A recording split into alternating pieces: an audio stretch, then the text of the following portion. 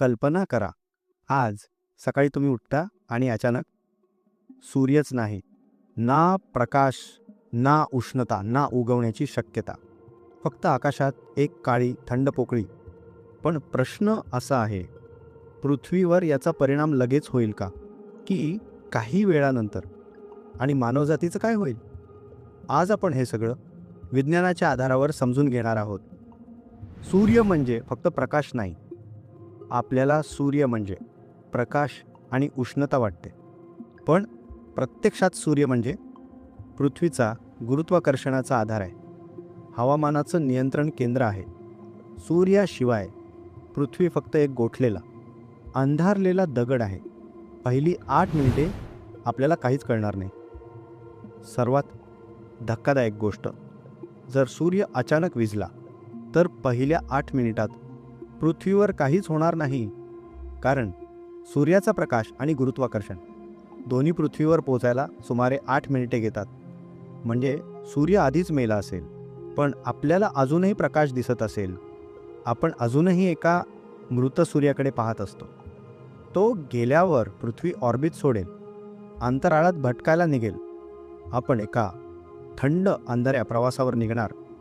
कोणतंही डेस्टिनेशन नाही, फक्त प्रवास. 8 मिनिटांनंतर अंधाराची सुरुवात. 8 मिनिटांनंतर प्रकाश अचानक बंद होईल. त्यामुळे पृथ्वी पूर्ण अंधारात जाईल. आकाशात चंद्र नाही, तोही सूर्याच्या प्रकाशावरच अवलंबून असतो. तारे दिसतील, पण उष्णता नाही. पृथ्वी एका क्षणात रात्रीत बदलेल. पहिला तास तापमान घसरायला सुरुवात. सूर्य नसल्यामुळे पृथ्वीला नवीन उष्णता मिळणार नाही. पहिल्या काही तासात तापमान हळूहळू कमी होईल. वारा अनियंत्रित बनेल. हवामान पूर्णपणे बिघडेल. मानवांना अजून काही काळ थंडी जाणवेल. पण खरी भीती पुढे आहे. पहिला दिवस गोठणाऱ्या पृथ्वीची सुरुवात. 24 तासात तापमान 10-15 अंशांनी खाली जाणार. पाण्याचे साठे थंड पडणार. ढग नाही, पाऊस नाही. सूर्याशिवाय प्रकाश संश्लेषण थांबेल. झाडं अन्न तयार करू शकणार नाहीत. याचा अर्थ अन्न साखळी तुटायला सुरुवात होईल. तसेच ऑक्सिजनची लेवल देखील झपाट्याने घसरायला सुरुवात होणार. लोक विचारणार, सूर्य परत येईल ना? पण कोणाकडे उत्तर नसणार.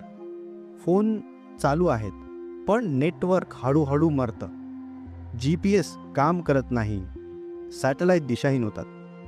कारण ते सगळे सूर्याच्या गुरुत्वाकर्षणामुळे पृथ्वीभोवती फिरतात. पृथ्वीचा शेवट तात्काळ नाही, हे महत्त्वाचं आहे. पृथ्वी लगेच फुटणार नाही, लगेच नष्ट होत नाही. ती फक्त हळूहळू शांत होते. एक गोठलेली मृत ग्रह बनते. एक आठवडा पृथ्वी बर्फाकडे झुकेल. एका आठवड्यात सरासरी तापमान -20 अंशांपर्यंत गेल्यामुळे नद्या, तलाव गोठायला सुरुवात होईल. शेती पूर्णपणे नष्ट होईल. मानव हीटर, अणुऊर्जा, भूमिगत आश्रय यावर अवलंबून राहील. पण हे तात्पुरतं आहे. 1 महिना महासागर गोठू लागणार. साधारण एका महिन्यात समुद्राच्या वरच्या थरावर बर्फ बाष्पीभवन बंद, पावसाचं चक्र संपेल. हवामान आधीच मृतप्राय होईल.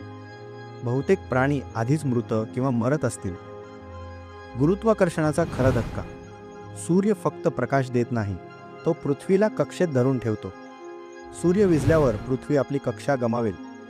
ती अवकाशात सरळ पुढे जाईल. म्हणजे आपण सूर्याभोवती फिरणार नाही, तर सरळ अंधारात भटकायला सुरुवात करू. 1 वर्षानंतर पृथ्वी मृत ग्रह होणार. एका वर्षात तापमान -100 अंशांखाली जाणार. वातावरणातील वायू गोठतील. ऑक्सिजनही बर्फात बदलेल. पृथ्वी मंगळापेक्षाही थंड आणि पूर्ण निर्जीव होणार. मानवजातीचं अस्तित्व जवळजवळ शून्य. मग कोणी वाचेल का? कदाचित समुद्राच्या खोल भागात, भूमिगत ज्वालामुखी जवळ येईल, काही सूक्ष्म जीव. पण मानव, फारच कमी शक्यता आहे. पृथ्वी ग्रह अजूनही जिवंत असेल. हे खरंच घडू शकतं का? उत्तर नाही. सूर्य अचानक विझू शकत नाही. तो अब्जावधी वर्षे स्थिर आहे. हळूहळू बदलतो, अचानक नाही. हा प्रश्न वास्तवात नाही, पण तो आपल्याला सूर्याचं महत्त्व समजावतो. सूर्य आपल्यासाठी जीवनाची अट आहे. तो नसता तर पृथ्वी सुंदर नसती, जीवन अस्तित्वात नसतं. आपण रोज सूर्याकडे पाहतो, पण त्याच्याशिवाय आपण काहीच नाही. अशाच विज्ञानाच्या कथा, अशाच व्हॉट इफ प्रश्न आणि विज्ञानामागचं खरं सत्य जर तुम्हाला जाणून घ्यायचं असेल तर मराठी सायन्सला सबस्क्राईब करा.